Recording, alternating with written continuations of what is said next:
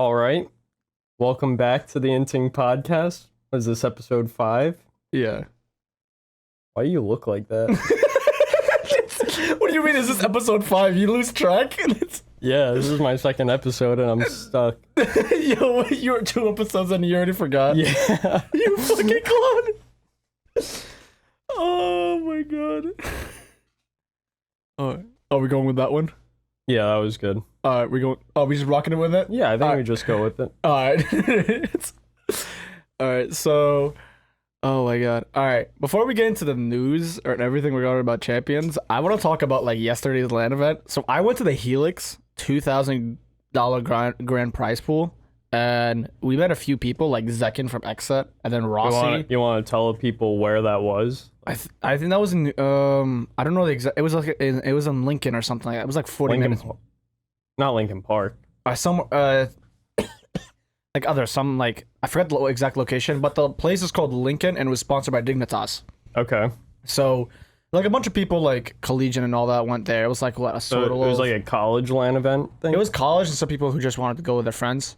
So we went, and then we met some of the pros that were there, like Rossi, and then we met someone like Zekin, and then some other content creators like Harmful, and then Vuri. Bro, LAN event is fucking crazy. It's fucking hilarious and unexpected. So like we were playing, right? And then we were on bind, and then we won an OT, and we just like something happened where the raise did something stupid.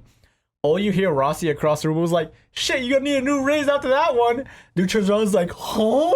Like he said that to someone that wasn't on your team? Wasn't on that because we won that round. And then he goes, like, he wasn't even playing. He was just spectating, right, from behind. Okay. And then he starts shit-talking the other team. I'm like, yo, this is fucking amazing. That's great.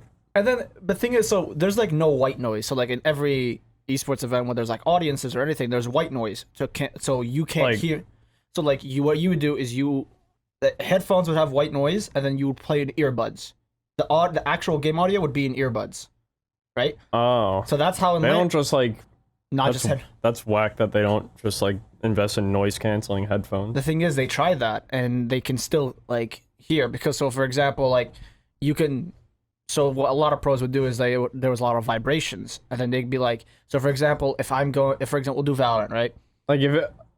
Like I'm trying to think, like in CS:GO, if someone's like pushing through a smoke or some shit, yeah, and then like everyone's going sicko. Everyone's it's like oh, and then everyone's they don't want to tip off the. So like you can do that, and then they would hear, and he's like, oh, guys, there's someone here because they literally use the audience as their advantage. So for example, like there was one time where Cloud9 was playing, right, and in CS:GO they naded, and then the crowd went a little bit crazy. He's like, all right, guys, there's one B main. They literally just did that. He's like, it was Freakazoid. He was like, yeah, there's one B main, and then that's how they do it. So that's actually super metagaming.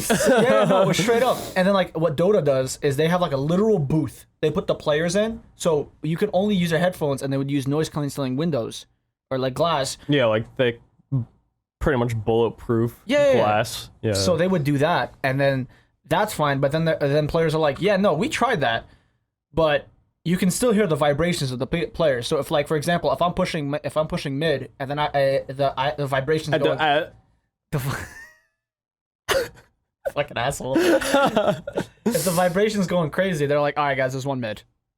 Okay. So in the LAN event, there was none of that. There was no. You're literally in front of your opponent, like back to back. You could be back to back, and so there was a point where like we were in the middle. Wait, they're sitting behind you, or they're sitting behind me, or they're in front of me. Oh, so like.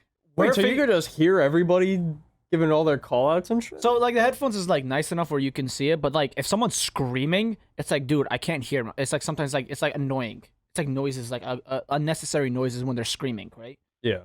And, like, if, like, for example, if I kill someone and they just start complaining and screaming, it's like, dude, just shut the fuck up. No, like, it's annoying as fuck. It's like when you're playing comp and someone keeps whining about every time they die. No, fuck, like straight up. Like but imagine that on the other team. You can hear that on the other team. It's because it's just straight up headphones, no earphones. Oh, it's like COD death chat. Yeah, no, straight up. It's so fucking hilarious. It's like That's that. hilarious. Because so what we did is we were in the middle, where there was a middle row, we were in the middle, and there was a team on the corner right of the room, right? Okay. So the thing is, we were going against them. By the way, we could easily see we can literally turn right and just like, see there's. we can see through the pillar. Peek them. We can screen peek them. Of course, we didn't fucking do that. That's shitty that would be shitty of us. No, because it's shitty. We're gonna no. Like, don't get me wrong. We were clapping. We won either or, right? We won either or. But it was just like, dude, like that'd be scummy of us if we did that. So then we won, and it was just a crazy experience, right? We got 4th place, so we didn't get any other prize pool because Rossi's at. By the way, they had no game plan. They just held W. All Zekans, they just held W, and around them didn't last more than 25 seconds. They're just better, so bro. They just held. They're just better. They're like Sentinels when Tens join them. Yeah, he's just like, all right, we're gonna hold W. No. That's whack. So then, funny enough, we were gonna go against them in the second round of the playoffs, right? Well, when we finished our first map, they've been done with their whole map, their best of 3. They've been done. They're just waiting. Well, I mean, if no round lasts more than 25 seconds, I guess your game is gonna last like 20 minutes. One of the players was like, dude, I went to Popeyes, I came back, and you guys are still not done. That shit was fucking hilarious. If they're playing the rounds like that, that means the not the warm-up, like the prep phase was as long as the rounds. Yes. Every time. Yeah. Every time. No, they should have pulled W. And then when they went up against us, it's like, dude, we got what, 5 rounds on them in each map? And we picked our best maps. They were like, you pick your best maps. We picked what? Split and I think Bind was our best maps, right? We picked that, and they were like, all right, they just held W. And I'm like, fucking hell. They're like, oh, better aim. It was pure better aiming. Better. Just better aiming. On defense, rush. It's like, all right, dude. What else can we do? You know, it's what like, I mean? why do we need to play slow if we could just like click on people's heads? Right. So then we did that, but the whole event was fun. I want to go to more. That literally, I was like, dude, I want to be a pro. That event, maybe I was like, dude, I want to be a pro. Were you playing? I was the head coach for them, so I was just watching them. And I was just watching. The thing is, like, coaches were allowed. I was just there for like moral support more than anything. And then like, yeah, coaches can be allowed. I'm like, can I talk? Can I have headphones, or can I be in the server? He's like, nah. And I'm like, all right, bro. So you're kind of just there. I'm a spectator. I'm a spectator. You're a closer spectator. Yeah, and they're like, oh, you should come in as a coach. I'm like, all right, I'll come in. I can't even talk in fucking game. I can't talk during a timeout. I can't do anything. Like, what do you want me to do? Yeah. But the PCs were a bit jank too. There was like a lot of screen tearing. But overall, really, they were screen tearing. Yeah, like a shit. Like Malik, he was one of our friends. He's like, dude, like I fucking can't play. He's like he would literally flick every other round. He would try to flick, screen tearing, and then he would die. And then the thing is, we weren't the only ones. Some of the players like who were playing were against. Teams, yeah, they're like, dude, we have screen tearing. I'm like, dude, I don't even know. But that's kind of whack. That literally made me want to go to more LAN events. I want to go to more LAN and just like. That was your first like LAN experience too, right? Like not official. Yeah, like overall, not even as a coach, just like at a LAN event. Yeah, because the thing is, like before it's like if I went to CS, barely any of them were in NA. Like a lot of LAN events were either in Europe. NACS was dead after the Cloud9 Dream Team. Yeah, was disbanded. So that's the thing. And then I couldn't even go to that major. I wanted to go to that major, but like I had no one to go with. So then I was like, whatever. All right, I'm just not gonna go. Yeah. And I haven't been to. And then I wasn't into League back then, but now I'm like watching it, and I'm like, shit. We sucked you in. Yeah. I mean, I won't solo queue by myself. I'll never play by myself. I'll only play if you guys ask. You only play Tryndamere top. Only Tryndamere top. I'm the best Tryndamere in NA. On God. On Jaw. Mm-hmm. On Jaw. On Jaw. I'm the best Tryndamere. Dead ass. Dead ass. No cap. Kizzy on a stack. What are we stacking? What are we stacking? Speaking of Valorant, so we got the Champions group stage, and so if you guys don't know, Group A is Ascend, NV, X10, and Vivo Kid. Vivo Kid is a Brazilian team, but before I continue, yeah, what they made is every region, you can't have like the same region in the same group, so you can't have 2 NA teams in the same group. Like, okay. So imagine, you know how there's 4 EMEA teams? Yeah. They were all slotted different in each different groups. And then for the 3 NA teams, then SEA, APAC, and all that. Group A, it's Ascend, Envy, X10, and Vivo Keyed. Group B is Sentinels, Crew, Liquid, and Furia. Group C is Gambit, Vikings, Secret, and Crazy Raccoon. Fucking amazing name. And then Group D, the group of death everyone's saying, is Vision Strikers, Fnatic, Full Send, and Cloud9.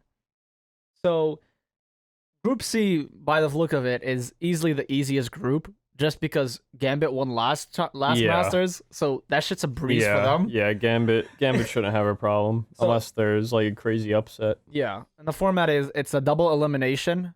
Yeah, 2 teams of each group qualify to playoffs, and then playoffs is the best of 3 single elimination to finals. That's how it's formatted. Okay. So, I don't know if you've been. I doubt you've been watching all the regions, but I've been watching most of the regions. Okay. And I can say which team is gonna upset and which team is gonna be like. I can see making it. So for Group A, there's Ascend and Envy, like the number 1 and 2 of EMEA and NA. So as much as I say Vivo Keyed is and like X10, they got some amazing play. One of the players in X10, Envy's nutty. Yeah, they got El Diablo as an EA, and then their whole team is just too well rounded. Yeah, they got a balanced team. No, yeah, like it's too like they beat Sentinels like 2-0 easily last Masters, so that says a lot. X10, one of their players, Patafan, he averages almost a 300 ACS. Really? Averages. Like my man is a monster. He's He's a menace. He literally a menace. And then there's one kid in Vivo Keyed. He has only ever played Jet. Literally no other agent in his whole professional career in Valorant. He has not played a single. He has not locked in a different agent. It has been Jet every single time. I think stupid. I don't know if he holds a record, but I think it probably close to it, where he holds the most just playing one agent. Like if you look at his stat line, he only plays one fucking agent. Imagine if we had like a ban system in Valorant where you just ban Jet and he's like, oh fuck. It's like, oh shit, what do I do now? You know? That's why it's like fuck. That's why I like League. Like if you see someone's like a one trick or he's only known for that one, all right, let's ban him. He's out of here. It's like, what are you gonna do now, huh? It's like, imagine if me, it's like I'm going as, it's like, all right, just ban his Trendemir. Fuck, who do I play now? You know what I mean? Well, see, like, that's why, at least in League, you don't one-trick people. And, like, something, like, I was talking to Andy about this once, and our friend Andy, I think he plays top lane for, like, NJIT. Not NJIT, RPI. Oh. But he's not on their top team, he's on, like, their second team or something.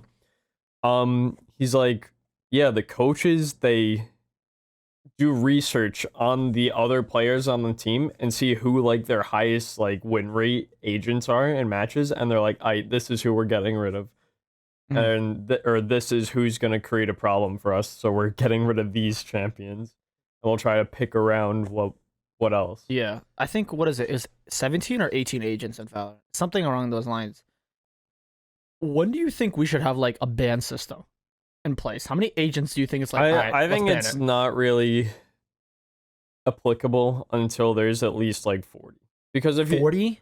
Because if you think about it, if 5 players get a ban, or 10 players get a ban, and everybody bans something different, that's if you have 40 agents, that's a quarter of your roster gone. I mean, because like League has what, close to 150 champions. It's like if everybody bans something different, that's not even 10% of your roster, like the full character roster gone, you know, like, and until they really like flesh out the roster, at least they can't have everybody get a ban. Like maybe like 1 or 2. That's what I'm saying, right? But like, yeah, if you had 10 bans, it's like, what if somebody's they play Sentinels And you ban all Sentinels. And you're just like, all right, well, let's just ban all the Sentinels. But then you can't use that as well, so then you have to adjust. So that's why in the Valorant, I say just give them, like, no matter how many agents there are. Maybe just, like, 3 one or two. Yeah, 1 or 2, right? So it's like, all right, if you know that Y is a Jet 1 trick and we can play without a Jet, all right, ban Jet. It's like, I think that's what, I don't think it's good. I mean, I don't even know if it's going to happen next year. Because it's it's an agent every other act or so. So they're weird, right? They said when the game came out, an agent every act. And then we skipped 2 acts, and then I think from KO to Chamber, it was 2 acts. Because what? How many acts have we had? 6 so far? Because we had 3 episodes and 3 acts. So 9. We've had about 9 new agents. No. So we started new agents. Killjoy was released day 1 of. No, Reyna was day 1. It was Reyna, then Then Killjoy, then Yuru. No, it was Sky, then Sky, Yuru, KO, Chamber. Yeah. So that's 6 agents for 9 acts. Mm-hmm. And how many new maps is that? 3? We started with 4 maps, and then now we have 3 more in Icebox, Breeze, and Fracture. Yeah. So that's what I mean. The map wise, the map pools. Okay, that banning wise, like, all right, we have 7 maps. You can do like a regular ban, right? Mm-hmm. I was told that Fracture is not going to be playable in Champions, like, at all, and Chamber is not gonna be playable. So those 2 really things. Fracture?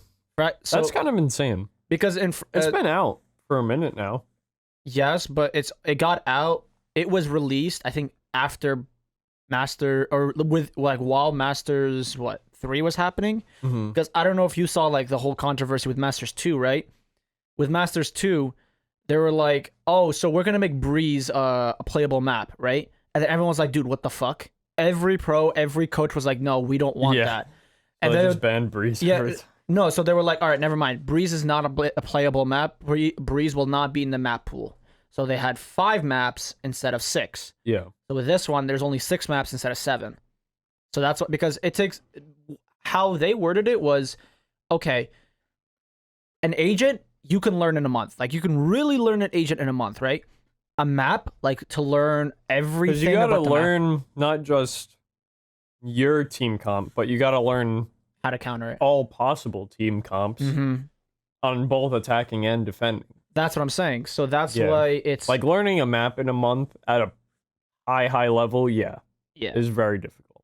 That's why it's like, dude, we at least minimum 2 months to actually really, and even if you like the map, even if you want to make that map your perma map, it's maybe, right? Yeah. So that's why, and that's where that comes in.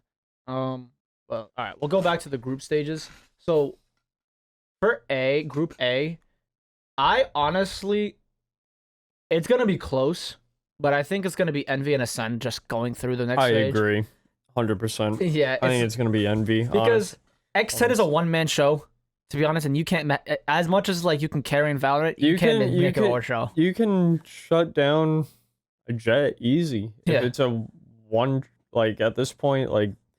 They've really clamped down on Jet and her power level. Yeah. Like since the game's been out, so like I feel like one tricking a Jet is just not viable anymore. Like you could one trick a Reyna. Yeah. But like Jet, I don't know about that. I don't know if you I feel like if you're in a higher level, I think one tricking an agent is like very. You can't do that anymore. Maybe like early stages of Valorant, you can, but you can't do it now. I feel like one tricking an agent just like is dumb. Like not even in that it's unprofessional or whatever. Or I think it's just not smart because like I don't know, with how they've tried to like work around and like all the balance patches and stuff, it's like nobody's like busted.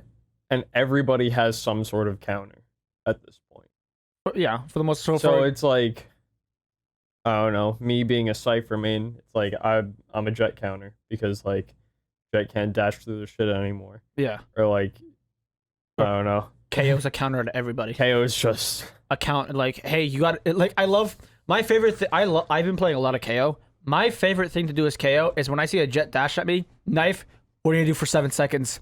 What's your classic gonna do for 7 seconds? Yeah. So I like and I've seen KO getting played a lot, which is finally, because I've been saying KO is an amazing agent and he's finally getting played. But that's why it's like in Champions, I hope to see like people who only play one agent to like really like change it out, because they had 2 months. I hope they get stomped, honestly, so that they're like, all right, we gotta change it up. That's why I'm saying Vivo Kid won't make it, because okay, you killed your Jet, your one tricker. All right, what else do you guys have left? If you're just relying on him playing, like, you have to be versatile, because a lot of that with TSM, where that was only known as a one trick Jet, but then you saw him going on Sage and he's like, oh, he's actually really good in Sage. Yeah. So you can be versatile, and he's at the main opera, right? So you can be versatile. It's just up to you. And going to Group B, their IGL Yampy, he played a lot of Omen when he was meta, and then he doesn't even play Jet when he plays Jet on some maps, but most of the time when he's opping with Sova. He's opping on he opts on a Sova. Because like I understand the Sage op thing that's been coming out, because like you could get some like crazy off angles with your wall, but like Sova op. Yeah. So it's I don't know how, but they won LCQ. They dominated LCQ by just with one of like it's weird, right? So because Scream, their main entry fragger, he barely ops. He plays Jet and Reyna, like that's his main 2 agents, right? But he doesn't op. He's a rifler. So then they have Yampy, he's a main opper and the IGL. So they have him as the opper, and then everyone else just does their own role and all that. So that's why it's just interesting when it comes to a different map, because Yampy actually plays a different. He's an IGL, but he actually plays different agents. So when he was on Omen, when he was meta, he played Omen and Opt. Then he went to Jet.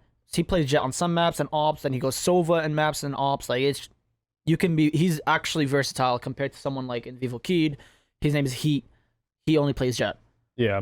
Like, you can only do so much. And now with the recent nerf of her, like the previous nerf of 2 smokes, you can't when you right click someone, they don't come back. The knives. I think that was it. What else was there? I think there was one more thing. There was with it, but I forgot. But those are like the main 2 ones, right? So it's I don't like one tricks, and that's why I'm hoping Valorant soon in the future as like a ban system where you can ban at least 1 or 2 agents, so it can be like, all right, now what are you gonna do? Yeah, it's like, oh fuck you. What are you gonna do if you one trick? Now what are you gonna do, huh? See, but now I think if they do that, at least in the game's current state, Jet and Reyna are just gonna be out every time. Almost Jet. Actually, funny enough, people say they would ban Silva. Really? He has wall hacks. I guess, yeah. Everyone's like, just ban him. No wall hacks. Like, there aren't like that many agents that are worth banning, because like you're never gonna ban Cypher, you're never gonna ban a Yoru, and like you're not gonna ban like Smokes. Like no one's gonna ban Omen, at least in the state that he's in right now. People might ban Viper, but like I don't know. I feel like Viper doesn't have the ability to just like shut down games as much as some of the other agents. Like I definitely see the Sova ban because wall hacks, his ult, and the drone. Like that shit's versatile. Yeah.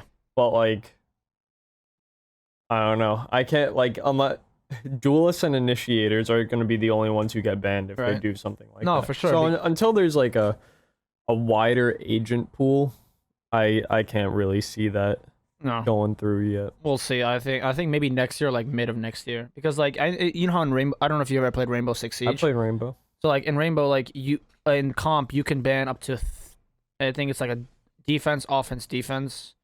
I'm pretty sure you can ban, like it's a vote system. So like the majority. So for example, if everyone votes a different agent to ban, it randomly picks it.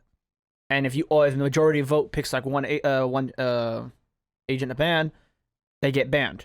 So that's how it works in Rainbow, and I think that's what it would do if they added that in Valorant. That's how it happened, because I know League is like, all right, you take turns doing it. Like, all right, I want to ban. I mean, not tournament, but in ranked, you would do that. Well, in tournament, not ranked. Yeah, in tournament. So like I played like in a pug, right? In league pug. And then we were playing, and then there was a tournament format. So it's actually one person that bans it, and then they just ask you, like, all right, who do you want banned? And I'm like, I don't know, Set. He's like, all right, I'll ban Set for you. And then they ban, one person bans it for you, and then that's it. But in like, of course, ranked, they make your choice. But I don't know. I think in the near future, they should add that. You are right. They should add minimum 30 agents. And then they should be like, all right, let's do a ban system. Or maybe like, I could see 25 maybe going through. Yeah, or like give them 1 or 2 bans.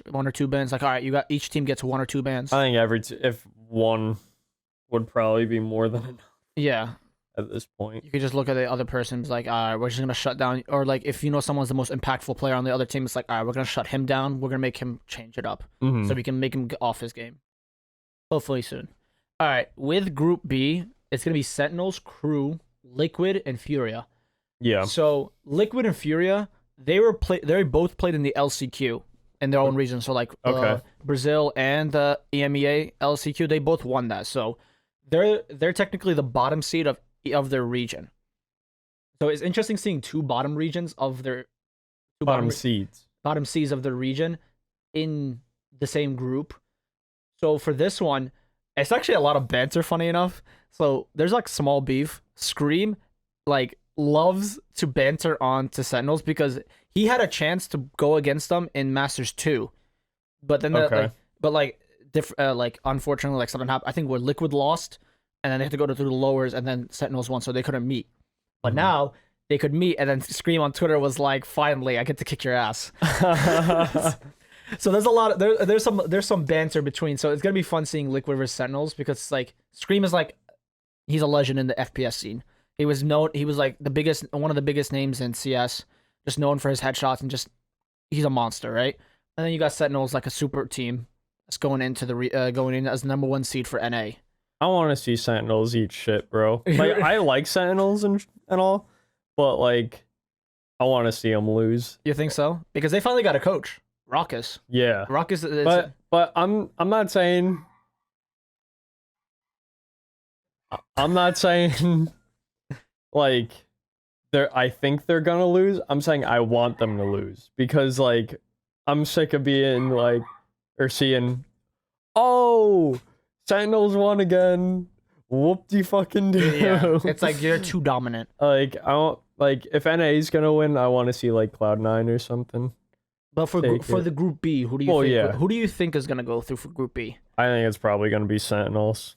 You think but you don't want them to. I don't want it to. Like, what I would hope is probably Liquid. That's where I would want to see him. Because Liquid absolutely like dominated. Like I think they dropped only 2 maps the whole time through LCQ. Really? It was like an 8-team tournament, and then they only dropped 2 maps the whole time through there. So they were absolutely dominant. Because before LCQ, they dropped Cryptic, one of their Sentinels. And then they picked up actually Scream's brother, Navarra, because it was rumored a couple months back that Navarra was like, "Hey, I'm not liking CS:GO anymore," because he was playing for Vitality, a French team. Okay. And he was saying, "Hey, I'm not really enjoying it," because they dropped him because Vitality was doing a 6-man roster, and then Valve was like, "No, you're not allowed to do a 6-man roster anymore." It's like, yeah, they had it was this big controversy. Was like, if you do a 6-man roster, you lose points, and then you're not gonna be able to qualify. You lose, I think, I don't know the exact points, but you lose points enough to not qualify for a major. That's insane. So then they're like, all right, we're gonna have to. They drop Navarro, okay, and then you can't have subs anymore. You can't have subs. You play with your 5-man, and then you're stuck with your 5, unless like an emergency happens, and there's some excuses. But if not, you're playing with your 5-man, and. So what that did, and then there was rumors like Navarro's coming. Everyone's like, the fuck? And then Navarro actually fucking dominated. Like you can see his aim is there, but you see his util placement. It's like, wait, what? You can see it's like, all right, he's still new to the game. Yeah. You can see he's really new to the game, and he's still getting used to it, like how to use it. Because he was, I think he mostly played Viper and Sova. That was his main agent pool, and you saw, and he was like pretty. His util was pretty basic. It wasn't anything too crazy. I think it's very interesting that they put him on something like that as a new player. Because like Sova you need a lot of map knowledge to play. Like, you got to know your lineups. And I mean, you probably practice lineups or whatever, but like, it takes a lot of like game knowledge to play them effectively. And same with Viper. Like, you got to know the setups and like where shit's gonna be optimally. So like, I don't understand the. So what he actually said this. He was like, before LCQ, he's been playing Valorant for like 6 months before LCQ. So he was like playing ranked here and there, and like nobody really knows. People start playing on an alt account just to hide his name. Yeah. So then he was doing that, right? And then he said one of the one of the hardest thing was the gun feature. Like he said it was completely different in You Valorant. mean like gunplay? Yeah, like using the Phantom and Vandal. He's like and he said in CS:GO it's random. Yeah, no, it straight up is. Like it's randomized, the spray. He's like, yeah, in CS:GO, I had perfect recoil. And here it's hard for me to actually like hold It's myself. impossible to have perfect recoil in Valorant. I don't even know what they can do about that. They should fix it, but how? Well, what do you mean? What would they do? They just make consistent recoil patterns. Yeah, but like in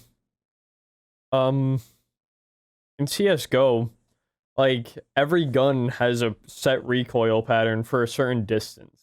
You know, like it's very hard to like get your recoil pattern with like an AK from like all the way down a long on Dust 2 or something like that.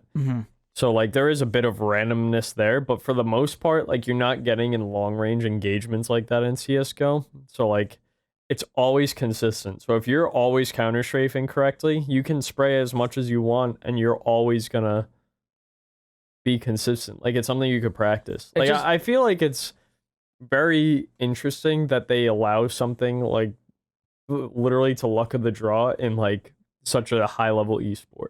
I think what else was it is, I mean, there's no Jet and Raze in fucking CS:GO, so there's that randomized too. That's actually true. So I didn't even think about that. So if you really think about it, yes, CS:GO has a pattern because you have nobody that can fucking be in the air surfing, you know? So in Jet and all that, so that's why I think they purposely made it random. And it's kind of hard to fix. I think they keep it random because like you shouldn't be spraying at all if you have those guns. You should be mostly tapping. Yeah, or like I bursting. Mean, also, I guess that plays into the fact when they nerfed the spray of like the Phantom and stuff, like months ago, that it was literally a nerf to Jet, like directly. Yeah, because then she can't run around like a fucking menace. Yeah, and they made it spray people. They made it wider because it different. But all right, we go to Group C: Gambit, Vikings, Secret, and Crazy Raccoon. So people don't know Secret. It was actually another SEA team. So, but that org dropped them. Secret picked them up. So technically, Secret, because the whole group stayed together. Secret technically qualified for champions. So that's why if nobody's seen Secret play, they kept it a secret. Yeah. Fucking hate you. What? So what about what I just said was funny? That's fucking stupid. That's what it was. They kept it a fucking secret. You sound like a dad. So I think Gambit's gonna sweep it. It's a no-brainer. They won Masters 3 in Berlin, so that shit's a no-brainer. Now just about the other team. So with the Vikings, we didn't see them in Masters 3 just because they didn't qualify. But what we can get from Masters 2 is they don't know how to play meta. Instead of running an Astra, they ran Omen.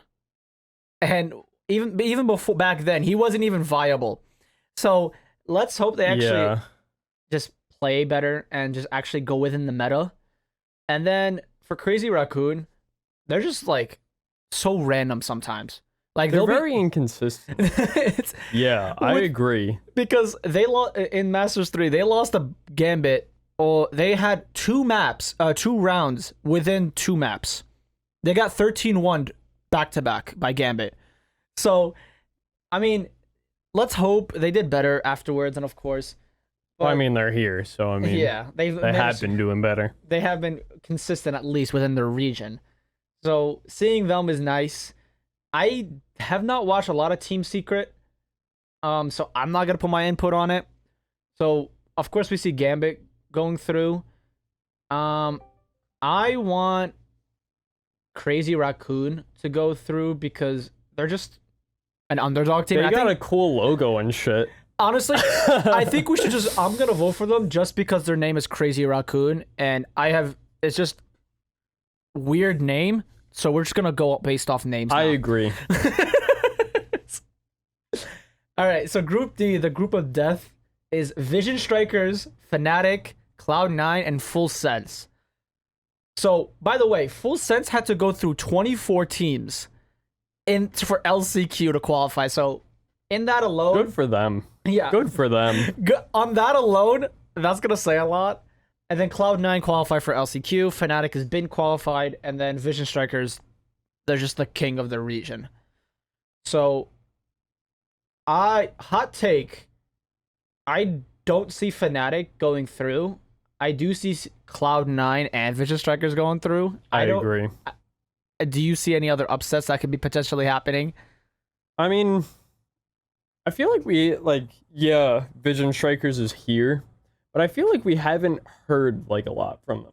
You know, like remember how at the start of Valorant's life cycle, we heard about their like insane like 100-game win streak or whatever. Mm-hmm. And that once they lost it, we haven't like heard anything from them. You know, like they're here, but like they've been kind of flying under the radar. Yeah, they haven't made a lot of noise. So like maybe like a Fnatic can go through over them, but I definitely see Cloud9 Vision Strikers going through.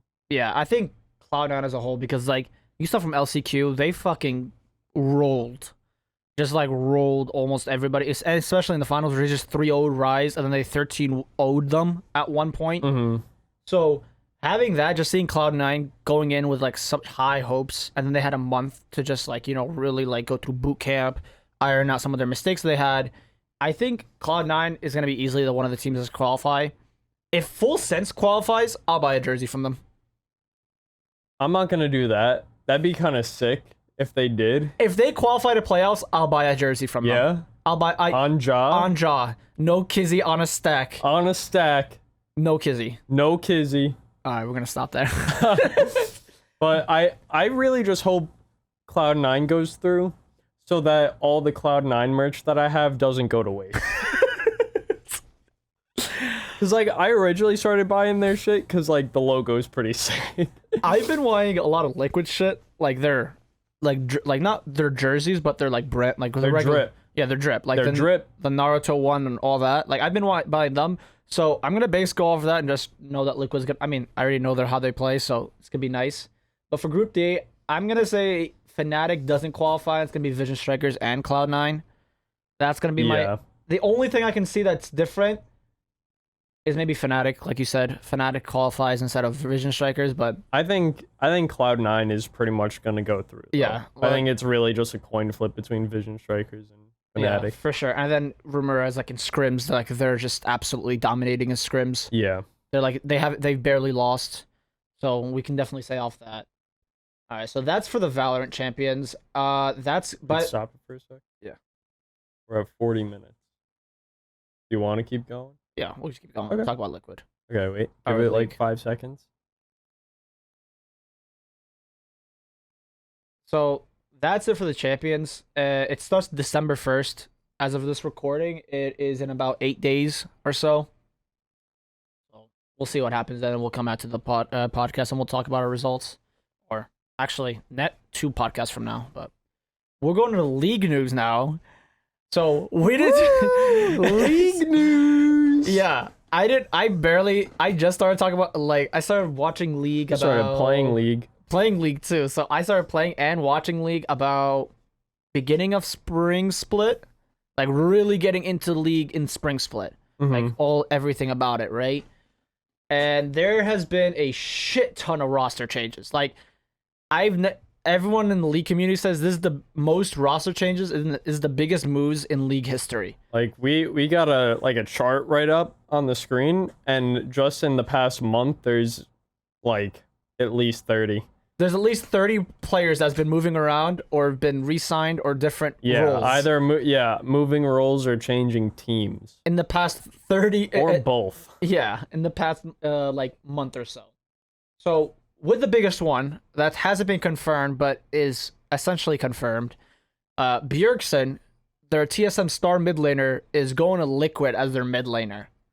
Okay, so the team that's as of now, it's officially Bwipo, Core JJ, and the others have not, and Centauran, their jungler. So they have a top laner, a jungler, and a bottom, right? Mm-hmm. So then Bjergsen hasn't been officially announced, but essentially it is. Bjergsen is going to be their mid laner, and then Hansama from LEC is going to be their support. And so, or 80s, I don't not know exact role, but it's either or. It hasn't been official, so we don't know exactly. But Liquid is a fucking super team right now in the LCS. And then for the other biggest news, Reckless going to France, a region that can't even qualify for Worlds. Yeah, the best AD carry in Western League of Legends is going to France after getting dropped by G2. So I don't know how to feel about that. I don't know why he chose France, or there was just no other option, or maybe he wants to take a break out of the spotlight in France. In France. I think the highest competition or highest reward they can get is the EU Masters. They can't even, that region cannot qualify for Worlds. It's not even a Worlds qualification. Really? So for a whole year, we won't see Reckless at Worlds or any, like, barely in the spotlight, right? Because it's a much smaller region. Uh-huh. And so that's one of the bigger news. And then G2's top laner, Wunder, is actually finally got bought out because his initial salary was 1.5 million.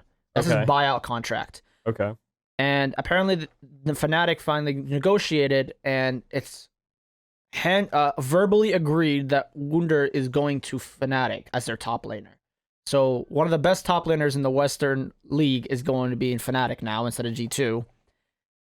So that is one of the bigger changes, which I don't know how to feel about that, because Carlos, the owner of G2, hates Fnatic or likes to banter and doesn't really like to trade any other players to them. Because, like, you're essentially trading one of your best players to your rivals. To your direct rival. So it's not best, because now their support, Mickey X, is actually going to TSM. Because that's funny. Because Sword Art... It's funny. It's from Sword Art, who... It got a contract of 6 million for 2 years. Okay. And he was only there for a year, and then he dipped. So they got a top 3 support, and they got somebody else from LEC, and then they got him as support. So I don't know what the fuck TSM is doing. They're just buying players, and they're like, all right, let's hope this shit works. I think that's what's going on. Making a makeshift roster out here. I think they're like, let's see who's expensive. All right, let's get him. Like, they must be good if they're expensive, right? That's what I think. That's what I'm seeing, because I see a lot of players. I'm like, he's expensive. He has to do something for us, right? And then Vitality, they're actually building another super team in the LEC. It's Perks, who has, by the way, 8 trophies. He's one of the most decorated Western League of Legends player in league history. Okay. He's going to Vitality after being 1 year with Cloud9, and then they're getting Alfari, another world-class top laner. So Vitality is building a super team in LEC, and then Liquid is building a super team in the LCS. So next year league is going to be very different. Moves will be made. So what changes really struck that was really shocking when you saw it? I think the fudge from top to mid lane on Cloud9 is just whack. Why? I don't know much I don't know much positioning yet. So why is everyone making that such a big deal? Because when you're playing top lane, you're on an island pretty much, bro. You're just kind of by yourself. I mean, you just played Tryndamere top lane, and but how much different is that, to be honest? Honestly, from top to mid? Yeah.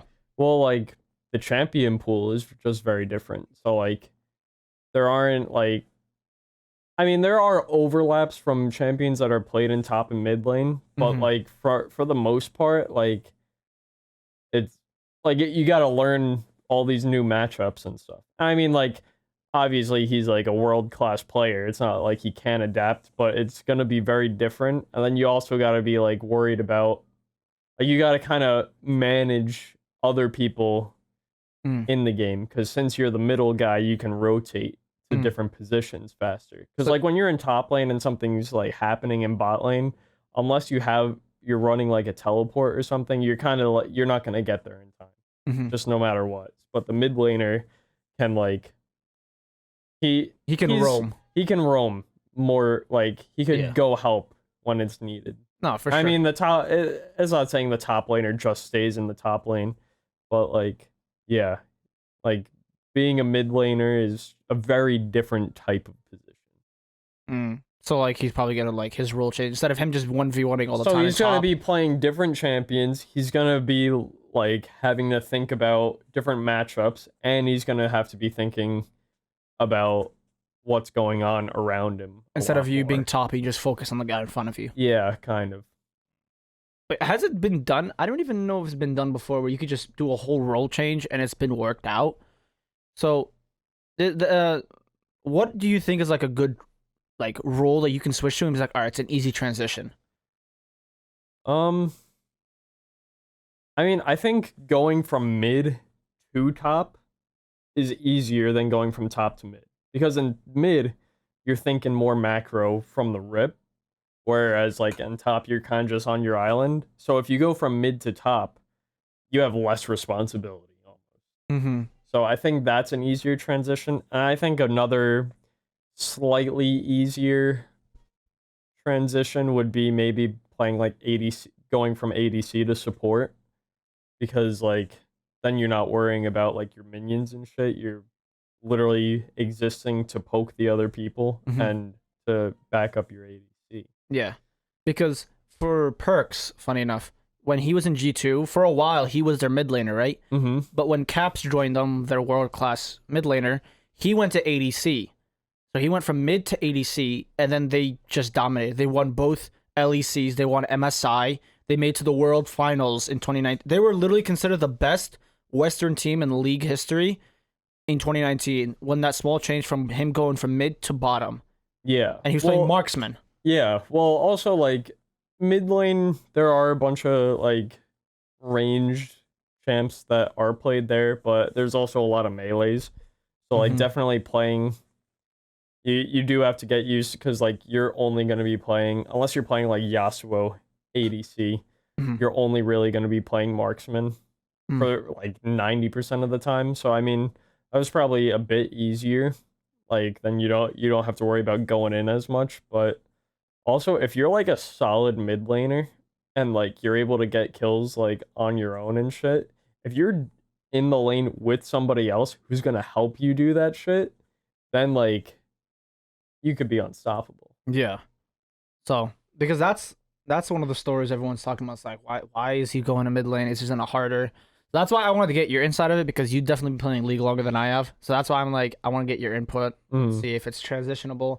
But honestly, we'll see. We can't talk about all the roster changes, because honestly, you guys got to look at this shit, because we're going to be here for a minute. Like Cloud9's got a new roster. Who else? TSM's got like 4 new players. CLG's got an entire CLG new has roster. 5 new people. Like, just 5. And then, EG got a few rosters. Dignitas got a few rosters. Golden Guardians. Like, you all have to look at this, because we're going to be here for another hour if we talk about every single roster change. Yeah. It's that big. And this is just in the past month. Yeah. This isn't like this year. This is the month. Yeah. It's like, I'm scrolling through the spreadsheet, and we're at least 50 down before. And then that's just about talking about confirmed. The rumors is just as long.